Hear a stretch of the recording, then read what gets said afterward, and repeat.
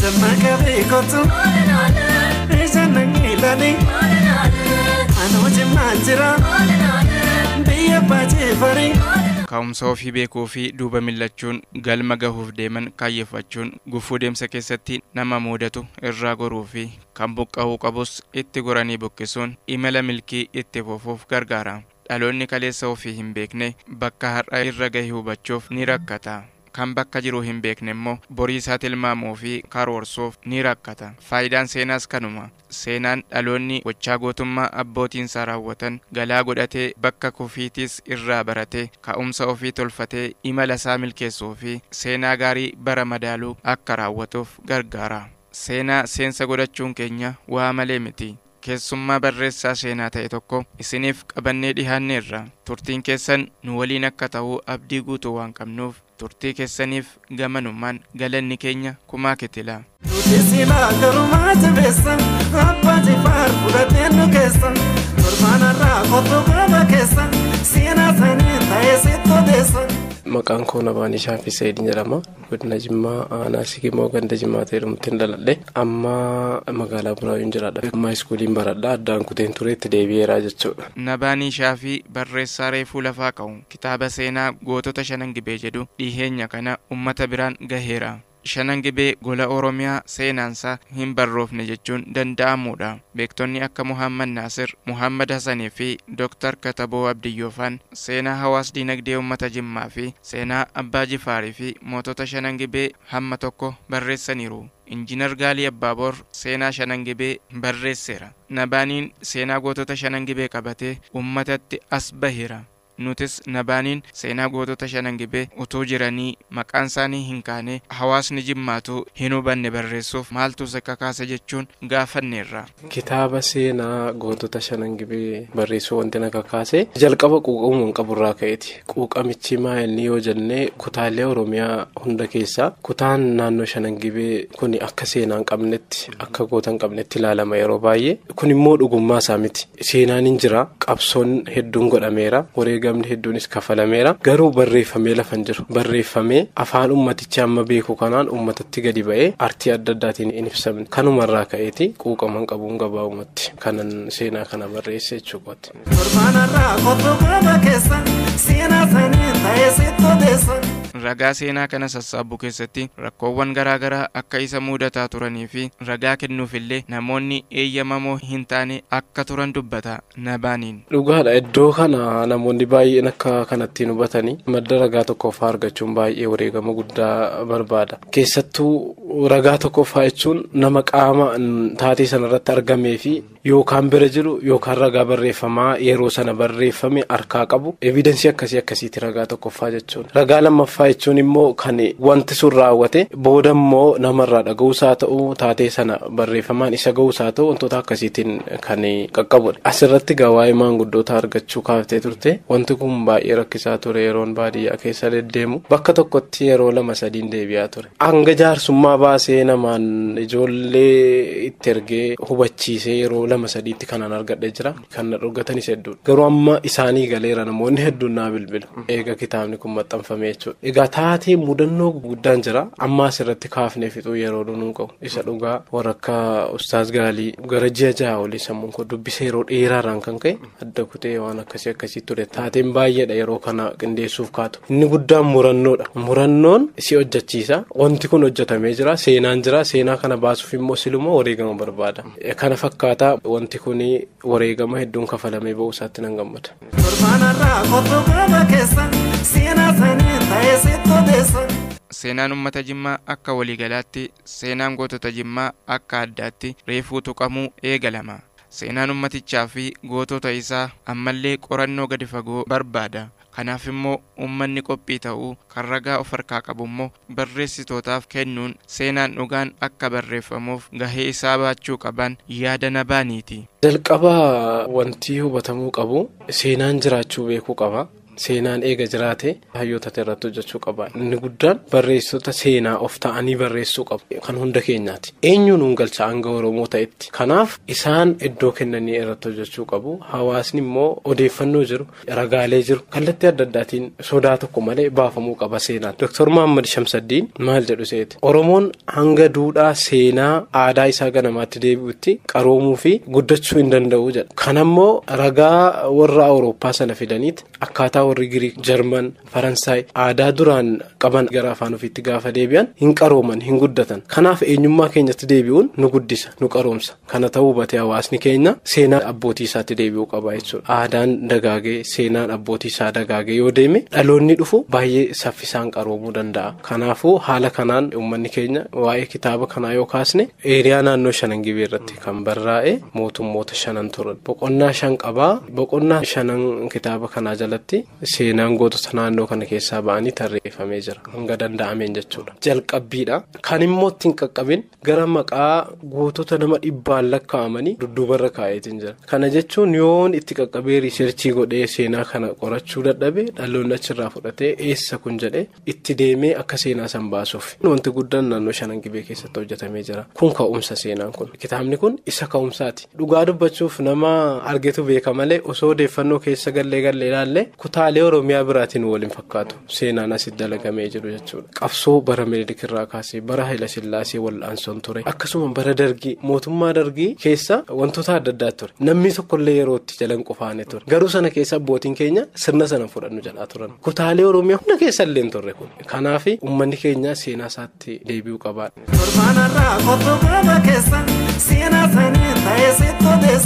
Nabaaniin kitaaba isaa seenaa gootota Shanan Gibee kana keessatti bakka hunda ga'us gootota muraasa qofa bakki inni itti barreesse akka jiruu fi kitaabichi akka ka'umsaatti ilaalamuu akka qabuu fi yaada dubbistootaatiin bilchaachuu kan qabu ta'uusaas nuuf kaaseera. Afaan Oromoo namoonni addunyaatti beeksisan kan afaan Oromootiin kitaabni akka barraa'u godhan kan akka Aster Gannoo, Amaan Goondaa, Ganamee Yaa'ii fi Ooshoo Agaafaan dhalattoota Jimmaa akka ta'anii fi waa'een isaanii hedduu akka hin dubbatamneef ibsa. Nabaaniin baay'ee bareedaadha kuni. Hanga tokko eega kitaabichi gadhiifamees komiin tokko jira ture. Komiin kun immoo silas wanti tokko yeroo tokkotti hin hojjetamu. Seenaa guddaa jiras waan ta'eef yeroo tokkotti dhumuu hin danda'u. Fakkeenyaaf Geeraa irratti isa dhugaa dubbachuuf seenaa nama tokko lama caalan barreessine. Kana jechuun seenaan dhibee miti.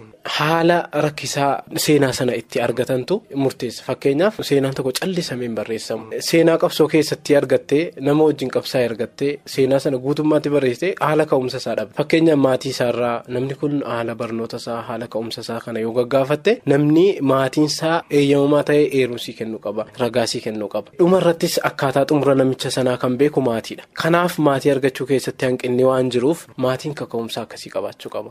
Maleennis ga'a miti. Seenaan kumaa kitilatu jira. Isa dhugaa seenaan Shanan Gibee keessa jiru keessatti achi deemtee jaarraa 18ffaa keessa yoo ilaalte ijoollee Oromoo gabrummaan gurguraman warra akka Ganamee Yaa'ii, Aster Gannoo, Amaan Goondaa, Ooshoo Aagaa ijoolleen kun warra jiraachuu Oromoo afaan Oromoo addunyaatti barsiisan warra ogbarruu Oromoo keessatti isaan hangafoota. Har'a isaan kanaaf seenaan isaanii akka Shanan Gibee keessa ta'e beekuu dhiisiiti wanti tokko akka karaa biraatti jijjiiramaa jirutu mul'ata jechuudha. Kanaaf maa inni isaan kana as deebisanii iddoo eenyummaa isaanii yoo xiqqaate daandiilee adda addaa karaa isaaniitiin maqaa isaanii moggaasanii yaadannoo adda addaa gochuun dirqama ta'a jechuudha. Kallattii ogbarruu Oromootiin sheekotiin keenya kan laaletti isa dhugaa hangafallee ta'uu baatan lammaffaa sadaffaa ta'u. Akkaataa afaan Arabiitiin isaan yeedaloo walaloo afaan Oromoo barreessaa turan afaan Oromoo keessatti gahee guddaa taphateera. Kun dagatamuu hin qabu. Dhaloonni har'a waan kana funaanee barreessuu qaba. Inni biraani artistoonni yookaan barreessitoonni seenaa baay'een jiru. Kana keessatti haalli jiru isaanii mijachuu dhiisuu mala. Haa ta'u malee murteeffamee yoo itti galame wanti hin hojjetamne hin jiru. Murteeffamee waan kana nan hojjedha jedhamee nan baasa jedhamee yoo itti galame wanti hin hojjetamne hin jiru. Kanaaf hawaasni keenyas uummanni keenyas waan kana irratti dammaquu qaba. Barreeffamuu qaba. Nuti jalqabnee jirra. Ustaas Gaazilniin hedduu gara fuulduratti hojjechuudhaaf bu'uura kaa'ee waan itti deemaa jiru jira. Wal quba qabna. Anis golga duuba isaarratti yoo garte seenaa qabsoo Oromoota Shanan Gibee kan jedhu yeroo dhiyootti yoo rabbi jedhe egaa hanqinni waan jiraatuuf sanayyuu keessaa baase gara fuulduraatti kun ka'umsa guddaa akka dhalootaaf ta'utti yoo Rabbi jedhe beektotaa wal taane hojjetaa irra kun akka galma ga'uuf immoo waan gaarii ta'e akka dhiyaatuuf immoo hawaasni keenya maanguddoonni keenya abbootiin gadaa namni seenaa beeku waajjiraadhaaf turizimii asumaan tumsanuu walaadhee waamicha dhiyeessaaf jechuudha.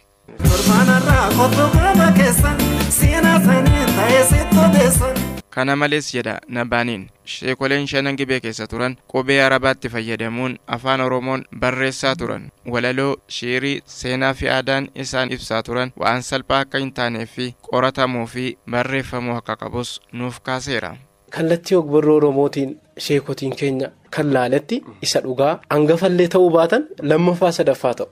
Akkaataa afaan Arabiitiin isaan yeedaloo walaloo afaan Oromoo barreessaa turan afaan Oromoo keessatti gahee guddaa taphateera. Kun dagatamuu hin qabu. Dhaloonni har'a waan kana funaanee barreessuu qaba. Inni biraani artistoonni yookaan barreessitoonni seenaa baay'een jiru. Kana keessatti haalli jiru isaanii mijachuu dhiisuu mala. Haa ta'u malee murteeffamee yoo itti galame wanti hin hojjetamne hin jiru. Murteeffamee waan kana nan hojjedha jedhamee nan baasa jedhamee yoo itti galame wanti hin hojjetamne hin jiru. Kanaaf hawaasni keenyas uummanni keenyas waan kana irratti dammaquu qaba. Barreeffamuu qaba. Nuti jalqabnee jirra. Ustaaz Gaazexni hedduu gara fuulduraatti hojjechuudhaaf bu'uura kaa'ee waan itti deemaa jira. Wal quba qabna. Anis golga duuba isaa irratti yoo garte seenaa qabsoo Oromoota shanan gibee kan jedhu yeroo dhiyootti yoo Rabbi jedhe egaa hanqinni waan jiraatuuf sanayyuu keessaa baase gara fuulduraatti kun ka'umsa guddaa akka dhalootaaf ta'utti yoo Rabbi jedhe beektotaa wal taane hojjetaa irra kun akka galma ga'uuf immoo waan gaarii ta'e akka dhiyaatuuf immoo hawaasni keenya maanguddoonni keenya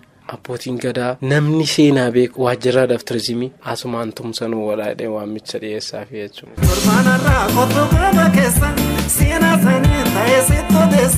Barreessaan seenaa gootota shanan gibee Nabaaniin dubbii isaa keessatti uummanni Jimmaa aadaa dubbisuu isaa guddifachuu akka qabuu fi kitaaba isaa kanas dubbisee yaada isaas qoodee fi hojii gara fuulduraatiif illee akka isa onnachiisan dhaammateera. Jalqaba kitaabicha osoo dubbise ummatichi hawaasni keenya kitaaba kana bitee osoo dubbisee diinqa nama hundaa osoo seenee hawwiikooti. Sana booda immoo maalinni doongorii jiraachuu mala. Wanti kun nuti hojjete namatu hojjete jechuudha. Hanqina jirummoo yoo dubbistee argita. Dubbisee yaada isaa akkanaa qoodu iimeeliin achirra jira. Lakkoofsi bilbilaa jira. Fedhu qaamaan anisatti deemuu danda'a jechuudha. Yaada isaa onaa qoode tokkoffaa seenaan kun akka qulqulluu ta'ee fooyya'ee gara fuulduraatti dhaloota bira ga'uuf ka'umsa ta'a jechuudha. Anaaf immoo jajjabina akkan kana caala barreessu na taasisaa jechuudha. Kanaaf uummanni keenya hawaasni keenya kitaaba kana akka dubbisu kanaaf immoo waliin hojjanna jedhee kaka'umsa yoo horachuudhaaf dirqama jalqaba dubbisuudha jechuudha iddoo hanqina isaa beekuuf.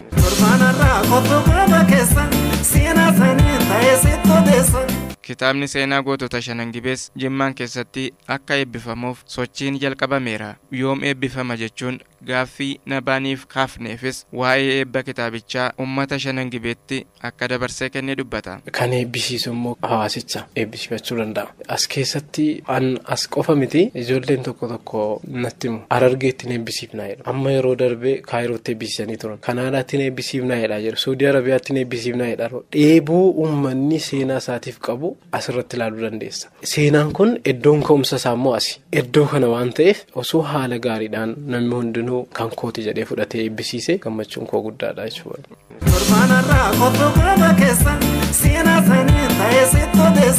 Xumura irrattis Nabaanii Shaafii namoota kitaabni kun bifa kanaan uummata bira akka gahuuf isa cinaa dhaabbataa turaniif akkasumas FM Faanaa 98.1 carraa kana kennee isa dubbisuu isaatiif guddaa akka galateeffatu ibseera. Dhaabbanni keessan quuqama seenaa horatee naaf yeroo keessaniif galatooma. Inni biraan namoonni seenaa kana qopheessuu keessatti bu'aa bahii hedduu keessa wajjin dabarre dusaanii maanguddoota abbootii gadaa namoota hedduu jeneraalii galatooma jechuun hin barbaadu.